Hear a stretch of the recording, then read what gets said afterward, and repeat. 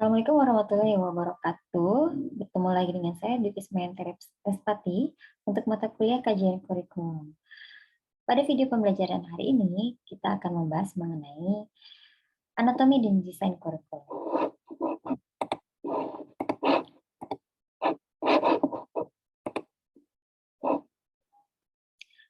Materi ini saya ambil dari buku Pengembangan Kurikulum karya Nana Shelley. Komponen kurikulum. Oke, kita awali dengan membahas mengenai komponen kurikulum. Jadi, dalam sebuah kurikulum itu diumpamakan seperti dengan anatomi tubuh manusia. Ada beberapa bagian atau komponen yang saling berhubungan. Dalam hal ini, komponen kurikulum terdiri atas tujuan, bahan ajar, strategi mengajar, media mengajar, evaluasi pengajaran, dan penyempurnaan pengajaran. Suatu kurikulum harus memiliki relevansi antar komponen agar mencapai tujuan yang telah dirumuskan. Kita akan bahas pertama mengenai tujuan. Baik. Tujuan memegang peranan penting dalam sebuah kurikulum karena mengarahkan semua kegiatan dan juga mewarnai setiap komponen-komponen dalam suatu kurikulum. Dalam merumuskan suatu tujuan kurikulum itu harus didasarkan kepada yang pertama, perkembangan tuntutan, kebutuhan, dan kondisi masyarakat. Yang kedua adalah pemikiran terarah pada pencapaian nilai-nilai filosofis negara. Nah, kategori tujuan dalam kurikulum pendidikan dasar itu terdiri atas tujuan pendidikan nasional, tujuan instruksional, dan juga tujuan kurikuler. Tujuan pendidikan nasional merupakan tujuan jangka panjang, tujuan ideal dari pendidikan yang ada di Indonesia. Kemudian tujuan instruksional adalah sasaran pendidikan pada suatu lembaga pendidikan. Tujuan instruksional merupakan target yang ingin dicapai pada suatu mata pelajaran, terdiri atas tujuan instruksional khusus dan juga tujuan instruksional umum. Dan yang ketiga adalah tujuan kurikuler. Tujuan kurikuler adalah tujuan yang ingin dicapai pada suatu program studi. Sementara menurut Bloom, tujuan itu dikategorikan ke dalam 3 hal, yaitu adalah yang pertama tujuan kognitif, tujuan afektif, dan juga tujuan psikomotor. Nah, kognitif ini berhubungan dengan kemampuan intelektual serta pengetahuan siswa. Sementara afektif berhubungan dengan kemampuan mengelola perasaan, minat, dan juga sikap. Dan psikomotor adalah kemampuan untuk memiliki keterampilan-keterampilan motorik. Semakin khusus tujuan dirumuskan itu akan membawa berbagai macam keuntungan. Yang pertama adalah memudahkan dalam mengkomunikasikan maksud kegiatan belajar mengajar kepada siswa, kemudian memudahkan guru menyusun bahan ajar, memudahkan guru menentukan kegiatan mengajar dan juga memilih media pembelajaran, dan yang keempat adalah memudahkan guru dalam melakukan penilaian atau evaluasi. Namun, di samping keuntungan tersebut, mengembangkan tujuan-tujuan mengajar yang bersifat khusus ada beberapa kesukaran. Yang pertama adalah sukar untuk menyusun tujuan-tujuan khusus untuk domain afektif. Yang kedua adalah juga kesukaran menyusun tujuan-tujuan khusus pada tingkat tinggi. Nah, untuk mengatasi kesukaran tersebut, maka diperlukan yang namanya keahlian, latihan, dan juga pengalaman yang cukup dari para guru, sehingga kurikulum dapat disusun, tujuan kurikulum dapat disusun dengan baik. Yang kedua, kita akan membahas mengenai bahan ajar. Untuk mencapai tiap tujuan yang ditentukan, maka dibutuhkan yang namanya bahan ajar. Sekuens bahan ajar ini merupakan susunan topik-topik tertentu.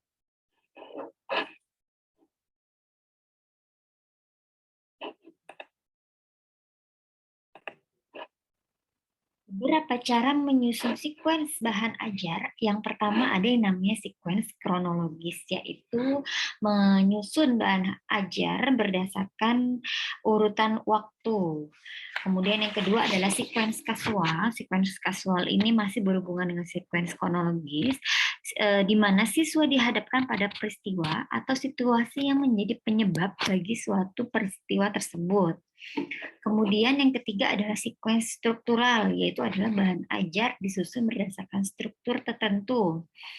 Yang keempat adalah sequence logis dan juga dan psikologis, di mana kalau menurut sequence logis ini bahan ajar disusun mulai dari yang sederhana kepada yang kompleks. Sementara psikologis ini sebaliknya, dari disusun bahan ajar disusun dari yang mulai paling kompleks hingga yang paling sederhana. Kemudian yang berikutnya ada yang namanya sequence spiral, yaitu bahan ajar dipusatkan pada topik atau pokok bahasan tertentu, di mana dari topik-topik itu akan diperdalam lagi mengenai pemahamannya. Kemudian ada lagi yang namanya backward chaining atau dalam bahasa Indonesia adalah rangkaian ke belakang, yaitu adalah mengajar dimulai dengan langkah terakhir dan mundur ke belakang. Misalnya, contoh proses pemecahan masalah yang bersifat ilmiah ada 5 langkah. Yang pertama adalah pembatasan masalah, penyusunan hipotesis, pengumpulan data, pengetesan hipotesis sampai dengan mendapatkan hasilnya. Kemudian yang terakhir adalah sequence hierarki bahan ajar, yaitu adalah untuk menyusun suatu bahan ajar harus dicari suatu hierarki urutan bahan ajar untuk mencapai tujuan-tujuan tersebut, yaitu menggambarkan urutan perilaku apa yang mula-mula harus dikuasai oleh siswa, sehingga berturut-turut sampai dengan perilaku terakhir yang harus dikuasai oleh siswa.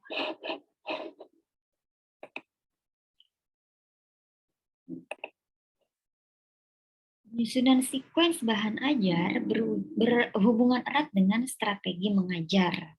Nah, ini berikut disajikan strategi mengajar menurut Roundtree yang dibagi atas. Pertama, reception atau exposition learning, discovery learning. Ada rote learning dan meaningful learning, group learning, individual learning. Baik, kita bahas mulai dari yang reception, exposition learning, discovery learning. Baik, reception learning dilihat dari sisi siswa hanya berada dalam perilakunya. Sedangkan exposition dilihat dari sisi guru.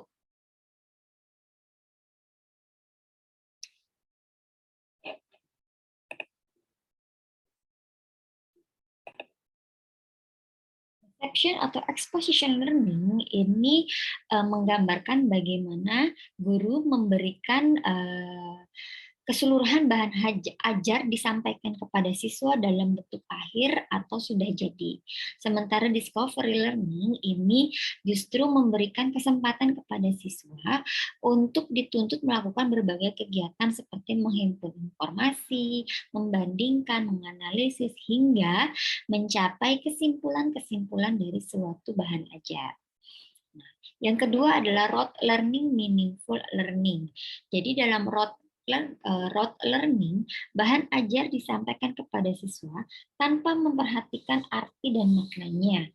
Sementara meaningful learning ini sebaliknya, bahwa bahan ajar mengutamakan maknanya bagi siswa tersebut. Yang ketiga adalah group learning, individual learning. Kalau group learning ini siswa dituntut untuk bekerja dalam kelompok. Kemudian kalau individual learning ini siswa dituntut untuk memecahkan masalah dengan kemampuan sendiri. Baik, berikutnya adalah media mengajar.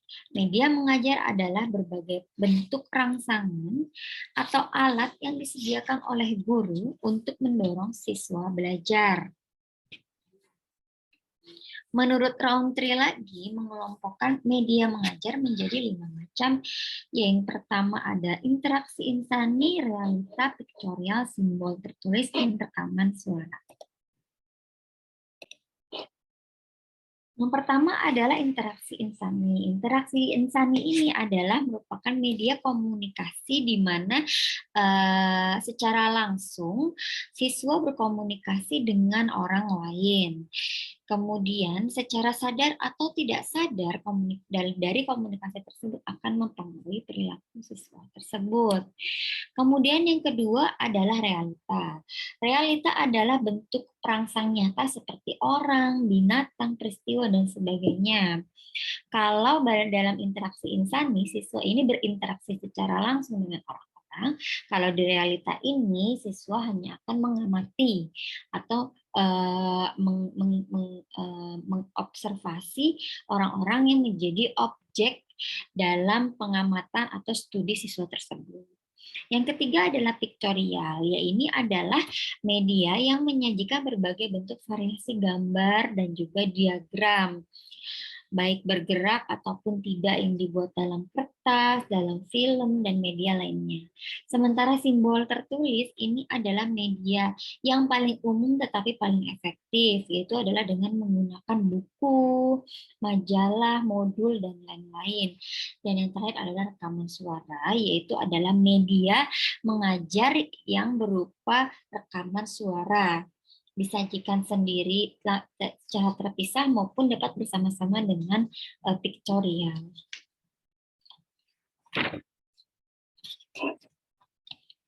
Kemudian yang kelima, komponen dalam kurikulum adalah mengenai evaluasi pengajaran. Evaluasi hasil belajar mengajar bertujuan untuk menilai keberhasilan penguasaan siswa atau tujuan khusus yang telah ditentukan. Evaluasi ini disusun dengan butir-butir soal untuk mengukur pencapaian dalam tiap tujuan khusus yang telah ditentukan. Ada yang disebut dengan evaluasi formatif, ada juga yang disebut dengan evaluasi sumatif. Kalau evaluasi formatif ini menilai penguasaan siswa terhadap tujuan belajar jangka waktu yang relatif pendek. Sementara kalau untuk evaluasi sumatif ini untuk menilai penguasaan siswa untuk tujuan-tujuan yang lebih luas. Nah, kemudian yang kedua adalah evaluasi pelaksanaan mengajar. Jadi evaluasi tidak hanya dilakukan terhadap hasil belajar siswa, tetapi juga bagaimana menilai keseluruhan pelaksanaan pengajaran, mulai dari komponen-komponen seperti tujuan mengajar, bahan pengajaran, strategi dan media pengajaran, juga perlu dilakukan evaluasi untuk menilai keefektifannya. Dan langkah komponen yang keenam adalah penyempurnaan pengajaran. Penyempurnaan dilakukan setelah menerima hasil evaluasi. Jadi merupakan umpan balik daripada keseluruhan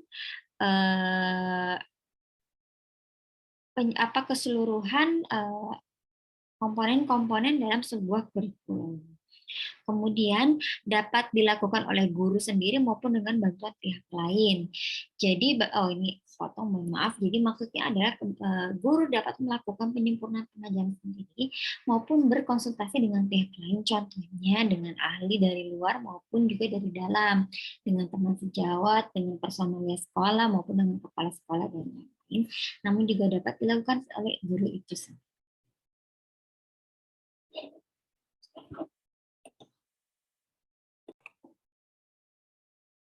Baik, untuk berikutnya kita akan membahas mengenai desain kurikulum. Nah, desain kurikulum menyangkut pola pengorganisasian dari unsur-unsur atau komponen-komponen dalam kurikulum. Penyusunan desain kurikulum dapat dilakukan dalam dua dimensi, yaitu dimensi vertikal dan dimensi horizontal. Dimensi horizontal itu berkenaan dengan penyusunan ruang lingkup dari isi kurikulum, sementara dimensi vertikal menyangkut penyusunan sekuens bahan ajar berdasarkan urutan tingkat kesukaran. Ada 3 pola desain kurikulum. Yang pertama adalah subject-centered design, kemudian ada learner-centered design, dan yang ketiga ada problem-centered design. Kita akan bahas dari yang pertama, yaitu adalah subject-centered design.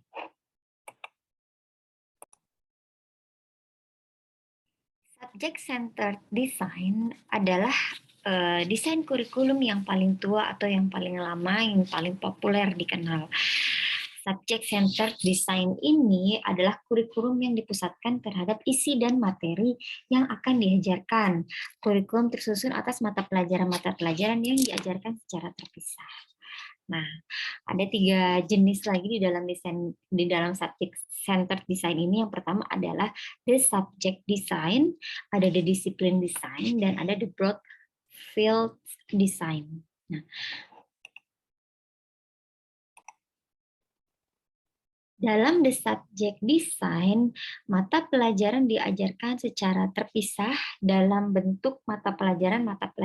Nah, ada beberapa kelemahan dan ada beberapa kelebihannya. Baik, kelemahannya di sini kalian bisa baca bahwa mulai yang pertama adalah kurikulum memberikan pengetahuan yang terpisah-terpisah, kemudian isi kurikulum diambil dari masa lalu, jadi terlepas dari kejadian-kejadian yang berlangsung sekarang. Kurang memperhatikan minat, kebutuhan, dan pengalaman siswa, kemudian karena lebih mengutamakan kepada isi dari kurikulum, kemudian terdapat kesukaran dalam mempelajarinya karena disusun berdasarkan sistematika ilmu, jadi sulit untuk mempelajari dan menggunakannya. Kemudian yang kelima, lebih mengutamakan isi daripada penyampaian. Dan cara penyampaian utamanya adalah menggunakan metode ekspositori atau ceramah yang menyebabkan siswa tidak terlalu aktif. Namun ada juga kelebihan daripada the subject design ini. Yang pertama adalah penyusunannya cukup mudah karena materi diambil dari ilmu yang sudah ada dan sudah tersusun secara sistematis. Kemudian yang kedua, bentuk sudah lama dikenal oleh guru dan orang tua sehingga tidak lagi perlu penyesuaian. Yang ketiga, memudahkan siswa mengikuti pendidikan di perguruan tinggi. Karena umumnya perguruan tinggi menggunakan desain seperti ini. Kemudian yang keempat, dapat dilaksanakan secara efisien karena menggunakan metode ekspositori, jadi dianggap lebih efisien dalam pengajaran. Kemudian yang kelima adalah alat mewariskan budaya masa lalu, karena memang berorientasi pada masa lalu sehingga bisa menjadi sarana untuk mewariskan budaya dan melestarikan budaya masa lalu. Kemudian yang kedua, the discipline design. Jadi ini adalah pengembangan dari the subject design. Dan namun masih tetap sama, keduanya adalah mengutamakan isi dari materi dari kurikulum itu. Nah, kalau pada di disiplin desain ini kelebihannya adalah kriteria ilmunya lebih tegas. Kemudian yang kedua, menekankan kepada pemahaman. Jadi siswa kalau tadi di subject design hanya menekankan pada fakta-fakta dan informasi, tapi ini lebih kepada pemahaman peserta didiknya. Kemudian yang ketiga adalah pendekatan inquiry dan discovery. Kalau tadi di subject design lebih menggunakan ekspositori atau ceramah, di disiplin design ini menggunakan metode inquiry dan discovery di mana siswa dituntut untuk mencari dan menganalisis persoalan yang ada. Namun, ada kelemahannya daripada di disiplin desain ini. Yang pertama, belum dapat memberikan pengetahuan yang terintegrasi karena tadi masih terpisah-pisah. Kemudian yang kedua, belum mampu mengintegrasikan sekolah dengan masyarakat atau kehidupan. Kemudian yang ketiga, belum bertolak dari minat dan pengetahuan siswa karena memang masih mengutamakan isi. Kemudian yang keempat itu dia belum efisien. Jadi belum efisien baik secara akademik untuk kegiatan belajar mengajar maupun untuk penggunaannya. Dan yang kelima adalah secara akademis dan intelektual masih cukup sempit. Yang ketiga adalah the broad field design, ya. Jadi terdapat kelebihan dalam the broad field design ini. Jadi untuk mengatasi kekurangan pada dua desain yang sebelumnya yang di mana mata pelajaran terpisah-pisah, nah maka di the Broadfield Design ini dapat diatasi, yaitu karena menyatukan beberapa mata pelajaran yang berdekatan atau serumpun. Yang kemudian yang kedua tetap memungkinkan penyusunan warisan budaya namun lebih sistematis. Yang ketiga memungkinkan siswa melihat hubungan antara beberapa hal. Namun ada beberapa kelemahannya. Yang pertama adalah pengajar pada perguruan tinggi sukar menguasai bidang yang luas karena harus spesifik menguasai beberapa mata kuliah. Jadi sukar untuk mengambil yang lebih luas. Yang kedua karena bidang yang dipelajari luas sehingga tidak dapat diberikan secara detail. Yang ketiga adalah kurang membangkitkan minat belajar karena pengintegrasian bahan ajar terbatas, tidak menggambarkan kenyataan, dan tidak memberikan pengalaman, sehingga membuat siswa menjadi bosan. Kemudian yang keempat adalah kurang menekankan proses pencapaian tujuan afektif dan juga kognitif. Yang kedua, desainnya adalah learn-centered design. Jadi, ini adalah desain untuk menyempurnakan beberapa kelemahan dalam subject centered design. Learn Centered memberikan tempat utama kepada peserta didik. Jadi ciri-ciri utamanya yang pertama, mengembangkan kurikulum dengan bertolak dari peserta didik dan bukan isi. Kemudian yang kedua, dikembangkan bersama-sama antara guru dan siswa dalam penyelesaian tugas-tugas pendidikan. Mengapa kemudian tugas siswa ikut bersama-sama? Karena siswa dilibatkan dan dijadikan pertimbangan untuk menyelesaikan tugas-tugas tersebut. Nah, salah satu model yang terkenal yaitu adalah Activity and Experience Design. Ciri-ciri dari kurikulum ini adalah yang pertama, kurikulum ditentukan dengan kebutuhan siswa karena sebelumnya hanya menekankan kepada isi. Ya, kalau kurikulum yang ini sudah mulai memperhatikan kebutuhan siswa, minat, serta keinginan dari siswa tersebut. Yang kedua adalah kurikulum disusun bersama guru dan siswa karena tadi melibatkan siswa karena untuk mengetahui bagaimana pengetahuan siswa, minat siswa, sehingga siswa dianggap juga ikut menyusun kurikulum tersebut. Yang ketiga adalah menekankan prosedur pemecahan masalah. Namun, activity and experience design ini juga ada kelemahannya, yaitu adalah karena berfokus pada kebutuhan siswa, dikhawatirkan ini tidak akan memadai untuk menghadapi kenyataan dalam kehidupan. Kemudian juga karena hanya menekankan minat dan kebutuhan peserta didik, maka dasar yang digunakan untuk menyusun struktur kurikulum menjadi tidak seragam. Kemudian dianggap lemah. Kenapa? Karena peserta didik tidak minat peserta didik tidak bisa dijadikan landasan yang kuat dalam pengembangan kurikulum. Kemudian yang terakhir adalah problem centered design. Jadi, problem centered design ini menekankan manusia dalam kesatuan kelompok, yaitu adalah kesejahteraan masyarakat. Kalau tadi di Learn Center, desain menekankan pada kebutuhan individual manusia. Nah, kalau di Problem Center Design ini menekankan manusia dalam satu kesatuan kelompok, jadi lebih kepada kehidupan sosialnya. Ada dua model pada Problem Center Design ini. Yang pertama adalah The Areas of Living Design, yaitu menekankan prosedur belajar melalui pemecahan-pemecahan masalah. Dan yang kedua adalah The Core Design, yaitu adalah inti bahan ajar dipusatkan pada kebutuhan individual dan sosial.